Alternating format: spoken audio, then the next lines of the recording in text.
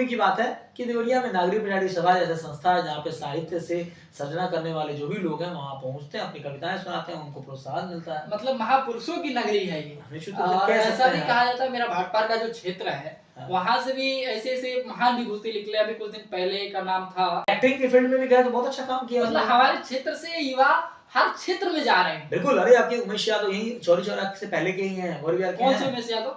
Cricketer हैं, Indian cricket team में। अच्छा, उमेश यादव वही टेस्ट प्लेयर जो थे। जी बिल्कुल, और उन्होंने पहले भी खेला है, बहुत अच्छा काम किया है। तो देवरिया के लोग हर फील्ड में अच्छा काम किया, क्रिकेट में मतलब यहाँ नेशनल वेलफेयर ट्रस्ट जो आपकी है वो छात्र हित में या देवरिया हित में किस प्रकार से है? देखिए, छात्र हित में अगर हम बात करें तो हमारा जो ट्रस्ट है इसका मैं अध्यक्ष हूँ, तो उसमें हम और बोलना अपने आप में कला है। हमारे एक बड़े दिख चुके हैं और ये ऐसी भूमि है कि जहाँ इस माटी को भगवान ने चाटा है। बिल्कुल। और ये पुण्य श्री प्रातः श्री स्मरणीय देवराहा बाबा की कर्म स्थली भी रही है। तो देवराहा बाबा के बारे में हमारे दर्शक बंधुओं को बताइए, और कितने आर्थिक रूप से असुरक्षित बच्चे रहते हैं। मतलब आपने आर्थिक रूप से भी छात्र जो कमजोर हैं उनके बारे में भी आपने सोचा, इस कार्य को उनका आपने सोच पा रहे हैं। वह बच्चे, वो हमारा दौर याद करिए कि हम 30 सेकंड का वीडियो बना करके हम लोग खुश हुआ करते थे, और आज के बच्चे जो हैं 30 सेकंड का रील बना करके भी आत्महत्या कर ले रहे हैं। तो कहीं ना कहीं मुझे लगता है कॉन्शियस। एक बड़े भाई हैं, आशुतोष भैया हैं, वरुण भैया हैं, वो कहते हैं कि शिव तुम इतना कैसे कंटेंट याद रख लेते हो, कैसे इतना बोल लेते हो। तो ये हम लोग के लिए भी गर्व की बात है कि अगर अपने से कोई बहुत बड़ा व्यक्ति, जैसे 5-5 कंफर्ट जोन कह सकते हैं, या मेरे लिए पसंदीदा कह सकते हैं। कंप्यूटर मेरे लिए अभी भी पसंदीदा है। अभी मुझे 8-10 घंटे काम करने को कंप्यूटर, तो मुझे कोई दिक्कत नहीं है। इससे मोहब्बत कंप्यूटर से हो गया। पहली मोहब्बत कंप्यूटर ही था पूरी तरीके से। मुझे 2 लोग के सामने बोलने के लिए कहा है तो मैं बोल नहीं पा रहा था। अच्छा, ये भी मेरे दर्शक बंधुओं को बहुत सारे से लोगों को समस्या होती है कि 2 लोगों के सामने नहीं बोल पाता था। लेकिन ऐसे बतकही करना अलग विषय होती है कि, लेकिन अगर टू द टॉपिक बात करना या डिबेट्स में, ये कहा जाता है बोलना आसान रही है। मैं इस बात को फेसबुक पे भी लिखा था कि पहली मोहब्बत मेरी कंप्यूटर ही रही है, और अभी भी मुझे लगता है कि कोई नई चीज सीखने को मिलती है तो मैं सीखता हूँ उसको। नहीं तो साथियों नमस्कार, और आज हम आ चुके हैं अपने देवरिया के एक शहर में, और आप सभी दर्शक बंधुओं को तो सबसे पहले प्रणाम। और देवरिया के जाने माने हस्ती, और देवरिया को प्रस्तुत भी कर चुके हैं, भविष्य में आगे भी राष्ट्रीय स्तर पे भी इनका प्रस्तुतिकरण हो चुका है, और आप सभी मुझसे वाकिफ है। मेरा नाम है हार्दिक पांडे, और मेरे वीडियो के माध्यम से आप लोग भविष्य में भी आगे मेरा परिचय मिलता रहेगा, और आज आप सभी वाकिफ भी हैं। आइए इनके बारे में थोड़ी सी बातें जानते हैं, क्योंकि आज के समय युवाओं के प्रेरणा के स्रोत बने हुए हैं, और लाखों इनके चाहने वाले भी हैं, और देवरिया में एक बहुत बड़ा नाम हो चुका है, लोग जानते भी हैं। तो आइए छोटा सा इनका परिचय हम जानते हैं। सबसे पहले हमारे दर्शक बंधुओं को अपना एक परिचय दीजिए कि किस नाम से आपको देवरिया में जाना जाता है और क्यों जाना जाता है, किस कारणों आपकी देवरिया में पहचान है। सबसे पहले हार्दिक जी आपका बहुत बहुत धन्यवाद, और बहुत अच्छी पहल लेकर के आप उतरे हैं समाज में। और मेरा परिचय, मेरा नाम शिव मिश्रा है, और मैं पेशे से तो कंप्यूटर टीचर हूँ जी, कंप्यूटर पढ़ाता हूँ। बाकी थोड़ी बहुत शुरुआत 2015 के आसपास मैंने एंकरिंग के फील्ड में की थी, और अब मेरी पहचान एज ए एंकर है। एज एंकर है जी। तो आप पेशे से ये एंकर भी हैं और शिक्षक भी हैं कंप्यूटर में, और कंप्यूटर ये अच्छे से ज्ञाता भी हैं। अब जैसे इनकी शरीर की बनावट है, बातचीत है, वैसे तो ये लग रहा है कि एक शिक्षक हैं। और सबसे पहले ये बताइए कि आप शिक्षक हैं, तो क्या शिक्षक कोई एंकरिंग कर सकते हैं या नहीं कर सकते हैं? शुभनीय है या अशोभनीय है? क्यों नहीं कर सकता है? शिक्षक जो होता है उसके गोद में सृजन और संहार दोनों पलते हैं जी।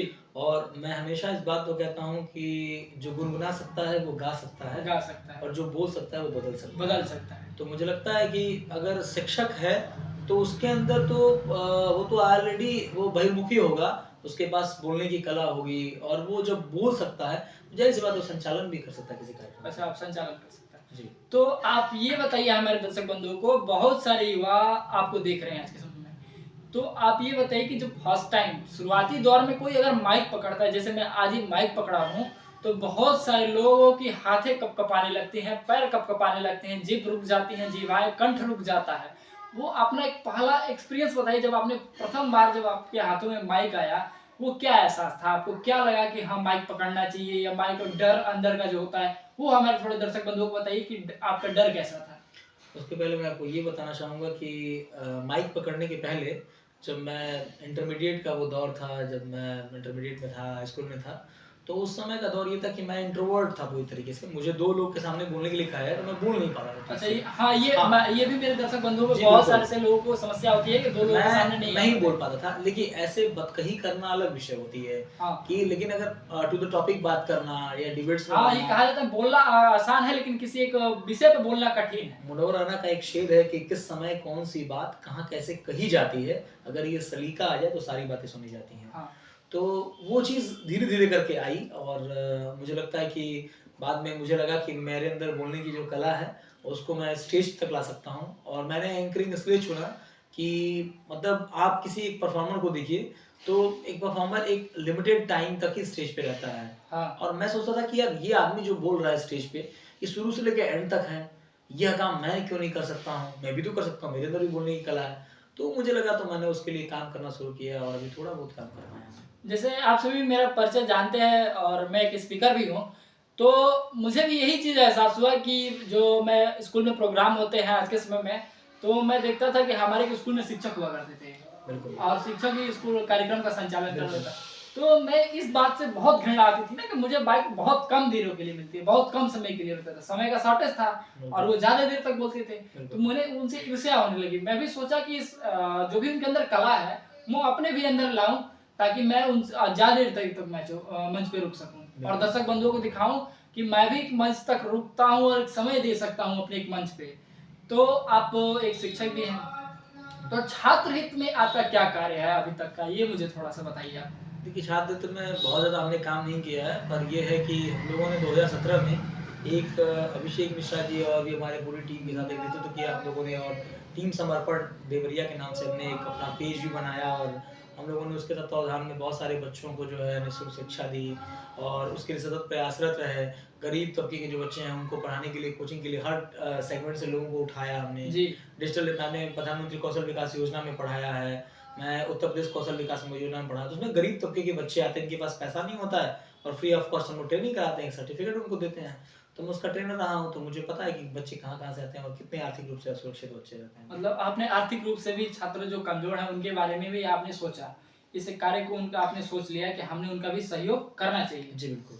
अच्छा शिव मिश्रा जी आप हमें ये बताइए, अगर कोई दूसरा व्यक्ति मतलब हमारे जैसा कोई युवा अगर चाहे तो एंकरिंग के फील्ड में अपना करियर बना सकता है क्या? क्यों नहीं बना सकता है? निश्चित रूप से बना सकता है। क्योंकि देखिए एंकरिंग एक अपने आप में कला है जी। और बोलना अपने आप में कला है। हमारे एक बड़े भाई हैं, आशुतोष भैया हैं, वरुण भैया हैं, वो कहते हैं कि शिव तुम इतना कैसे कंटेंट याद रख लेते हो, कैसे इतना बोल लेते हो? तो ये हम लोग के लिए भी गर्व की बात है कि अगर अपने से कोई बहुत बड़ा व्यक्ति जिसने 5-5 उपन्यास लिख दिए हैं, वो व्यक्ति कह रहा है कि आप बोल लेते हैं और लगातार कंटिन्यूअस बोलते हैं। तो ये एक आर्ट है और मुझे लगता है कि इसमें ईश्वरीय कृपा भी है, लेकिन आपकी प्रतिभा क्षमता भी काम आती है।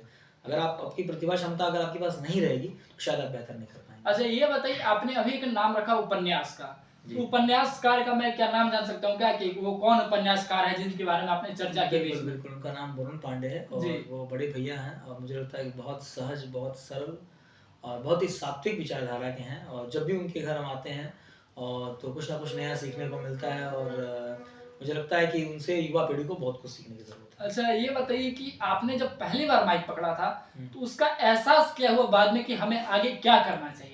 एक एक्सपीरियंस अदा करिए हमारे दर्शक बंधुओं के देखिए साथ। पहले आदमी जब माइक लेता है तो पहले तो स्टार्टिंग ये था कि स्टार्टिंग के दौर में हम लोग सोचते थे कि फ्री में कहीं मौका मिल जाए बोलने का, तो कहीं 2-4 लोग हमको जान जाएँगे। तो पहले तो कुछ इस तरह का था नहीं, बाद में धीरे-धीरे पैरामीटर्स बनते गए, फिर पेड एंकरिंग मैंने किया, मैंने एक नया चैप्टर रखा कि भाई पेड एंकरिंग भी हो सकती है, हाँ। तो पेड एंकरिंग का मैंने कॉन्सेप्ट रखा यहाँ पे। तो स्टार्टिंग में ये था कि मतलब वो चीज़ नहीं हो पा रही थी, लेकिन जब हमने लगातार किया जैसा कि करत-करत अभ्यास ते जड़मति होत सुजान, जो मूर्ख आदमी है वो भी सुजान हो जाएगा। जी। और असली आवत जाते सिल पर पड़त निशान, पत्थर पे निशान बनेगा लेकिन रस्सी बार-बार आएगी जाएगी तब। तो मैं युवा पीढ़ी से यही कहना चाहूँगा कि कोई भी काम अगर बार-बार अगर हम करते हैं, तो उसमें सफलता मिलती है। अच्छा ये बताइए कि आप एक शिक्षक भी हैं और बहुत सारे ऐसे युवा हैं जो आप कंप्यूटर के बारे में जानकारी तो रखते हैं, लेकिन कोई ऐसे कोर्स का नाम बताइए या फिर ऐसी कोई संस्था बताइए जिसको जहाँ जाके वो अपने करियर को थोड़ा-सा बिल्डअप कर पाएँ, एक अच्छा उनको राय मिले। आपकी तरफ से इस क्षेत्र में क्या राय है कि कंप्यूटर के फील्ड में उन्हें क्या कुछ करना चाहिए? देखिए, आप मिठाई वाले के पास अगर जाएँगे ना, तो मिठाई वाले से पूछेंगे कि भैया कौन सा मिठाई अच्छा है, तो कभी वो ये नहीं कहता कि ये वाला मिठाई खराब है। जी। सब्जी वाले के पास जाएँगे तो ये नहीं कहेगा कि ये सब्जी खराब है।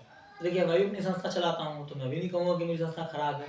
संस्थाएँ सब अच्छी हैं, लेकिन मुझे लगता है कि आपको लगभग सारी संस्थाओं में जाकर के एक बार डेमो क्लास करना चाहिए, उसका समीक्षा करना चाहिए और उसके बाद आपको इंस्टीट्यूट ज्वाइन करना चाहिए। तो मुझे लगता है कि एक बार डेमो करने की ज़रूरत है लोगों को। कंप्यूटर को लेकर के देवरिया अभी बहुत पिछड़ा है, मुझे लगता है। हाँ, कंप्यूटर को लेकर के स्कूल्स में, इंटर कॉलेजेस में बहुत सारी उदासीनताएँ हैं। बच्चों को आधारभूत जानकारियाँ नहीं है कंप्यूटर के बारे में, जो होनी चाहिए। तो मुझे लगता है कि अभी बहुत अध्ययन करने की ज़रूरत है। जैसे सवाल केवल आप स्क्रिप्टिव है और उसपे आप आंसर दे दे रहे हैं, तो ये बड़ी बात नहीं है। और एक और चीज़ है, सवाल के जो 4 ऑप्शन दिए हैं, कोई ऑब्जेक्टिव क्वेश्चन है, उसपे 4 आंसर दिए हैं, उसमें आपने एक पे टिक लगा दिया और आप कह रहे हैं कि आप बहुत अच्छे हैं, बहुत जानकार हैं। उस 3 जो गलत आंसर हो गए, वो कहाँ कंप्यूटर में प्रयोग होंगे और उन तीनों का क्या मतलब है, ये भी आपको जानना होगा। ये तो बहुत अच्छा तात्पर्य है आपका। और एक और मेरा प्रश्न है कि आप एक शिक्षक भी हैं, एंकर भी हैं और समाज में रहते भी हैं। तो छात्र हित में एक सबसे बड़ा समस्या आता है करियर काउंसलिंग का। जी, बिल्कुल। बहुत से छात्र इस चीज़ से ग्रसित है, जैसे मैं भी पहले था, मेरे साथी भी बहुत लोग हैं जो करियर काउंसलिंग में क्षेत्र में आपकी क्या राय है? देखिए हमारा एक ट्रस्ट है, सीएम एजुकेशन वेलफेयर ट्रस्ट है, हाँ। जिसके तत्वावधान में भी हम लोग देवरिया लाइट स्कॉलरशिप कॉन्टेस्ट हम लोग करा रहे हैं, जीके जी। कंपटीशन करा रहे हैं।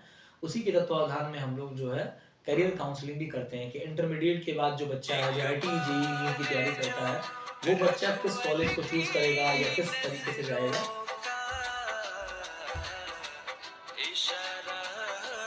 तो उन्हें सबसे बड़ी ज़रूरत है करियर काउंसलिंग की, उन्हें करियर काउंसलिंग करने वाला कोई एक चाहिए। तो उसके बारे में आपका क्या है, क्या विचारधारा है?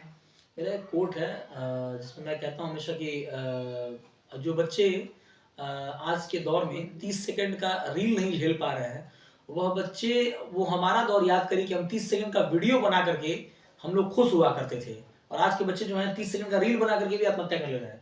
तो कहीं न कहीं मुझे लगता है कंसिस्टेंसी की कमी है, कहीं न कहीं निरंतरता की बहुत ज़रूरत है कि हमको किसी एक चीज़ में लग के काम करना होगा। एक दिन में कोई चीज़ नहीं होता है। धीरे-धीरे रे मना, धीरे सब कुछ होए, माली सींचे सौ घड़ा ऋतु आए फल होए। समय आएगा तो प्रतिफल उसको मिलेगा। अच्छा ये बताइए शिव मिश्रा जी कि आप उम्र के एक पड़ाव में आ चुके हैं।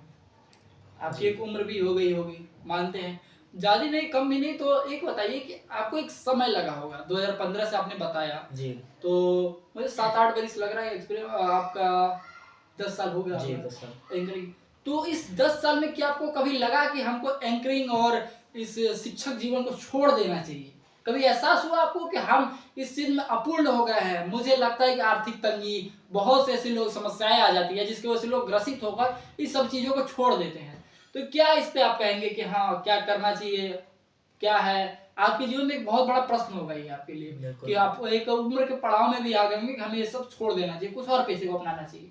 तो इसमें आप अपना थोड़ा बताइए हमारे दर्शक बंधुओं को। चाणक्य से जब मगध की महामंत्री दंडायन ने कहा कि तुम मगध के खिलाफ षड्यंत्र कर रहे हो, हाँ, तो वहाँ महात्मा चाणक्य ने एक बात कही थी जी।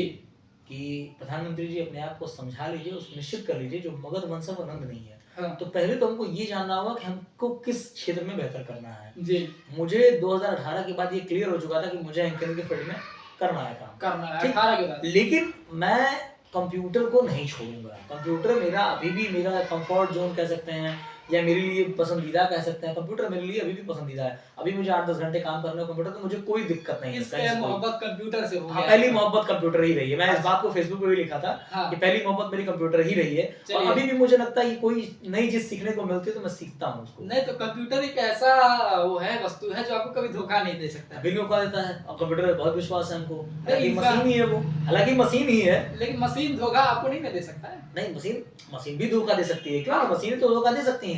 पर हम ये कह रहे हैं कि मशीनें कभी गलतियाँ नहीं करती हैं। इंसान से ज्यादा कम धोखा करते हैं। बिल्कुल वही चीज़ है कि इंसान मशीनें गलतियाँ नहीं करती। अच्छा, आपको देख के मुझे एक पंक्ति याद आ रही है कि युद्ध नहीं जिनके जीवन में वो भी बड़े अभागे होंगे। बिल्कुल। जिनके जीवन में युद्ध नहीं है वो भी बहुत बड़े अभागे होंगे, या तो प्राण तोड़े होंगे या फिर रण छोड़ के भागे होंगे। बिल्कुल, बिल्कुल सही बात है।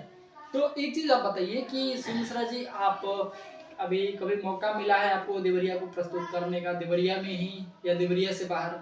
देवरिया के बाहर अगर देश के बाहर आप कहें तो एक मौका मिला है देवरिया के बाहर। आप यानी कि आप देश को भी नेपाल। प्रस्तुत कर चुके हाँ, हैं। एक बार नेपाल में गया हूँ, अब रिसेंटली गया था मुझे लगता है सबको पता भी है कि रिसेंटली मैं गया था, ये जून में गया था मैं। जी। तो वहाँ पे नेपाल में एक बार रिप्रेजेंट किया, बाकी इधर बात करें तो नोएडा, इलाहाबाद, बनारस, ठीक है? और सारी जगह लगभग-लगभग यूपी के लगभग जगह पे मैं कर चुका हूँ, अभी कर ही रहा हूँ। कर ही रहे हैं। हाँ, आईआईटी कानपुर भी एक बार जाने का मौका मिला हिंदी पखवाड़े में, 2019 का वो दौर था, उस समय जब मैं गया था एक बार। तो कोशिश कर रहा हूँ कुछ अच्छा करने की, बाकी ईश्वर है और लोगों का साथ है। साथियों, हम देवरिया की बात कर रहे हैं और ये राष्ट्रीय स्तर पे अपने देश को भी प्रस्तुत कर चुके हैं। तो शिव मिश्रा जी, आप देश स्तर पे भी अपने आप को प्रस्तुत कर चुके हैं। तो आप, ये है कि आपने एक नाम रखा था, अभी कुछ देर पहले आपने चर्चा हुई, करियर काउंसलिंग का मेरा प्रश्न था, तो उसमें आपने एक प्रश्न आया था कि आप नाम रखे, तो मैं सोचा कि थोड़ा सा आपसे प्रश्न एक ले लूं कि सीएम एजुकेशनल वेलफेयर ट्रस्ट जो आपकी है, वो छात्र हित में या देवरिया हित में किस प्रकार से है? देखिए, छात्र हित में अगर हम बात करें तो हमारा जो ट्रस्ट है इसका मैं अध्यक्ष हूँ।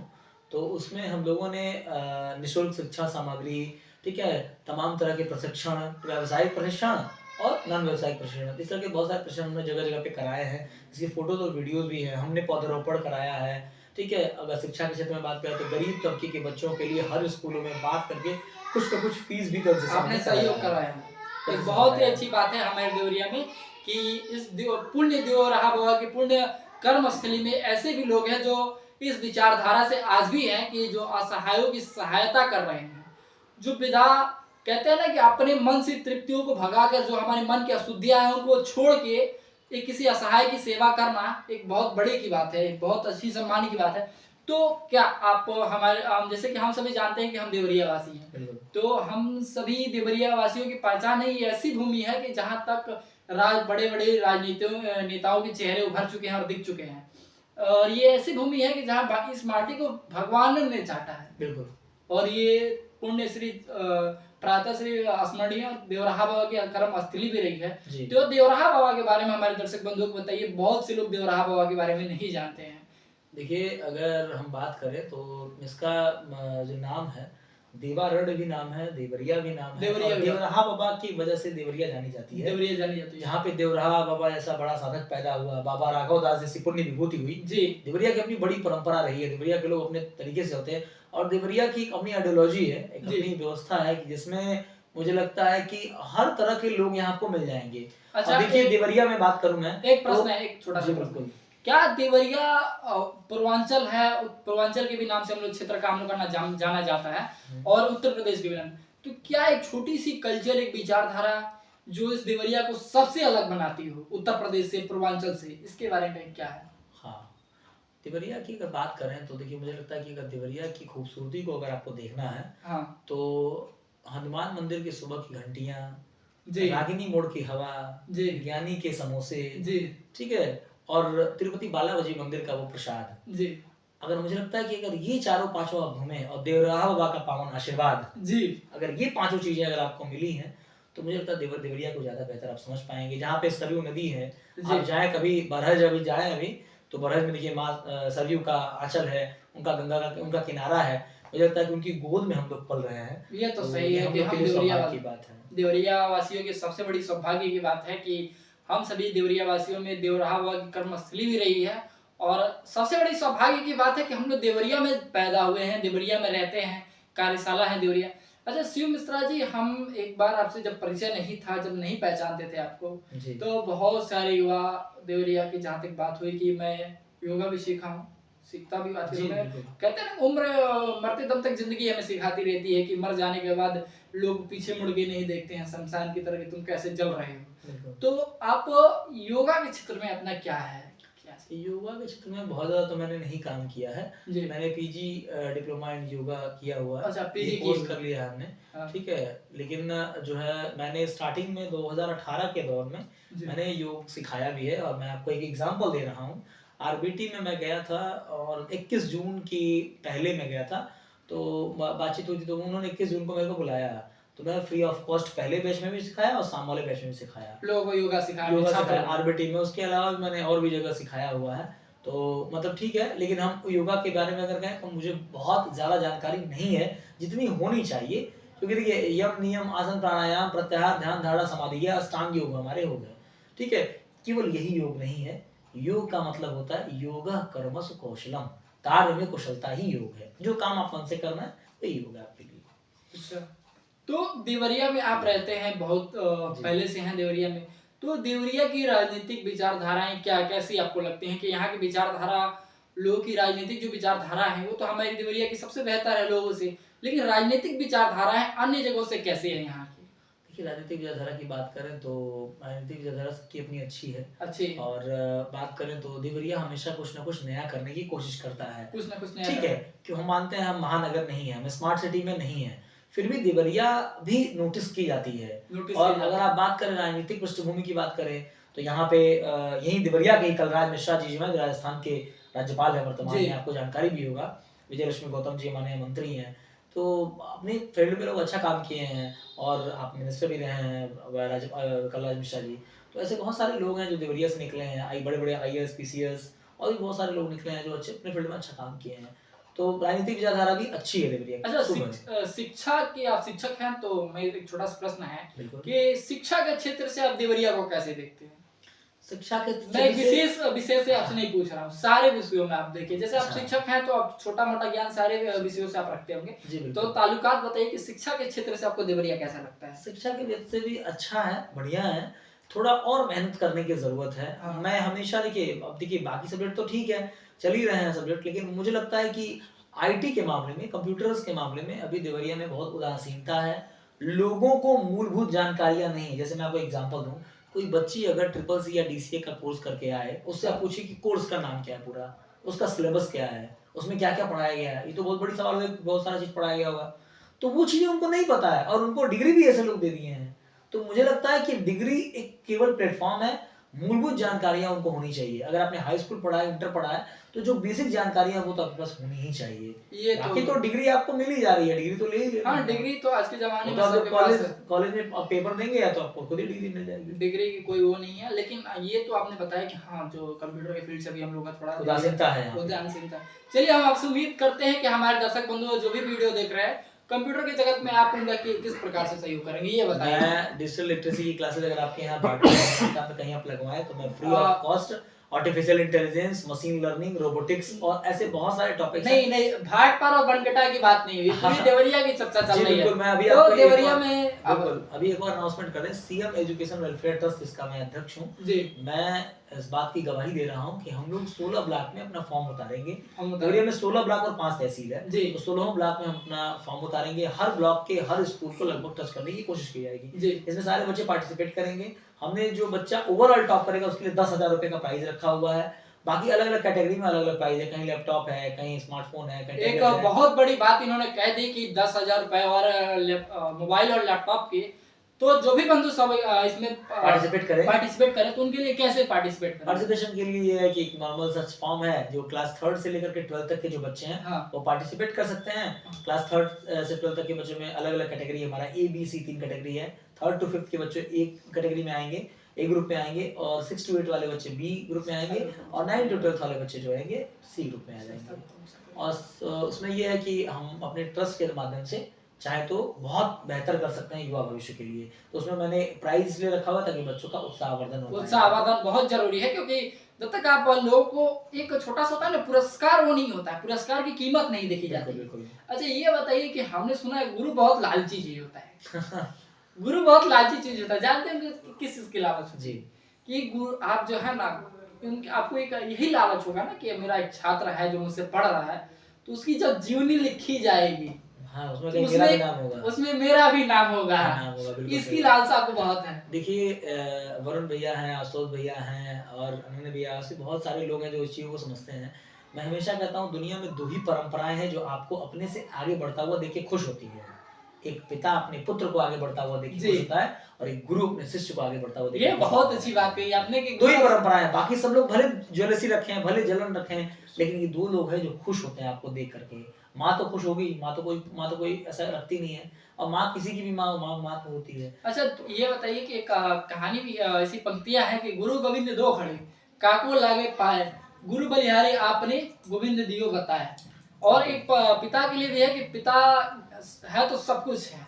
बिल्कुल। हाँ, पिता है तो सब कुछ है। पिता रोटी है, कपड़ा है, मकान है, पिता नन्हे से परिंदे का बड़ा आसमान है, पिता है तो घर में प्रतिपल राग है, पिता से माँ की चूड़ी बिंदु और सुहाग है, सुहाग। पिता है तो घर में सारी खुशियाँ हैं। तो ये चीज़ें हैं, तो वो हरबंस राय बच्चन जी की शायद ये कविता है। जी। मुझे यहाँ तक स्मरण है, पारितोष भैया ने बहुत अच्छा देवरिया को रिप्रेजेंट किया है, देवरिया के एक्टर हैं वो, और बड़े भैया है, पारितोष भैया है, रवि दुबे जी यहीं के हैं, यहीं देवरिया के ही हैं। मतलब ये ऐसे महान बहुत विभूतियों सारे की नगर रहे हाँ, अगर है। एक्टिंग के फील्ड में भी गए तो बहुत अच्छा काम किया मतलब उन्होंने। हमारे क्षेत्र से युवा हर क्षेत्र में जा रहे हैं। बिल्कुल, अरे आपके उमेश यादव यहीं चौरी चौरा से पहले के ही हैं, और भी यार के कौन से हैं, उमेश यादव? क्रिकेटर हैं, इंडियन क्रिकेट टीम में हैं वो। अच्छा, और उमेश यादव वही टेस्ट प्लेयर जो थे। जी बिल्कुल, और उन्होंने पहले भी खेला है, बहुत अच्छा काम किया है। तो देवरिया के लोग हर फील्ड में अच्छा काम किया, क्रिकेट में भी मतलब काम किया। यहाँ से हर क्षेत्र में मुझे जानकारी नहीं थी कि अपने यहाँ से हर क्षेत्र में लोग जा रहे हैं। ये बता के मुझे बहुत प्रसन्नता हुई। और आपको बता दूं सर कि साहित्य की अगर आप बात कर रहे हैं तो साहित्य के बारे में कहूं कि देवरिया में नहीं पूरे देश में शायद मुझे जहां तक लगता है कि नागरी पिजाड़ी 3 है। एक देवरिया में है, एक काशी में है और एक शायद कोलकाता में है ये या बहुत कहीं और है। तो देवरिया के लिए भी पुण्य की बात है कि देवरिया में नागरी पिजाड़ी सभा जैसा संस्था है जहाँ पे साहित्य से सर्जना करने वाले जो भी लोग हैं वहाँ पहुँचते हैं, अपनी कविताएं सुनाते हैं, उनको प्रोत्साहन मिलता है। मतलब महापुरुषों की नगरी है ये। निश्चित रूप से और कह ऐसा सकते भी हैं कहा आप। जाता है मेरा भाटपार का जो क्षेत्र है हाँ। वहां से भी ऐसे ऐसे महान विभूति निकले। अभी कुछ दिन पहले का नाम था एक नाम है केशव चंद्र मिश्रा जी का भी, जी बिल्कुल। जो मदन मोहन मालवीय पीजी कॉलेज भाटपार रानी के संस्थापक भी हैं।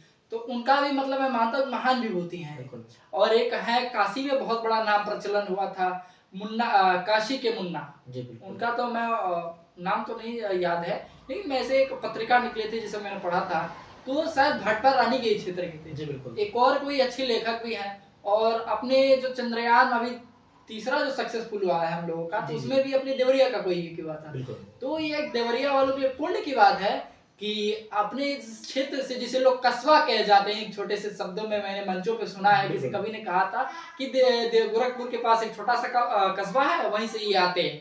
तो मैं उनसे ये कह सकता हूँ कि महोदय कि हमारा एक छोटा सा कस्बा नहीं है, आप जिसे छोटा सा कस्बा चाहते हैं कि एक बहुत बड़ा बम का धमाका है जो पूरे देश में बिखरा हुआ है, हमारे क्षेत्र के युवा हर क्षेत्र में लगे हुए हैं। आप कहीं जाइए तो एक देवरिया का वासी आपको हर क्षेत्र में मिल जाएगा।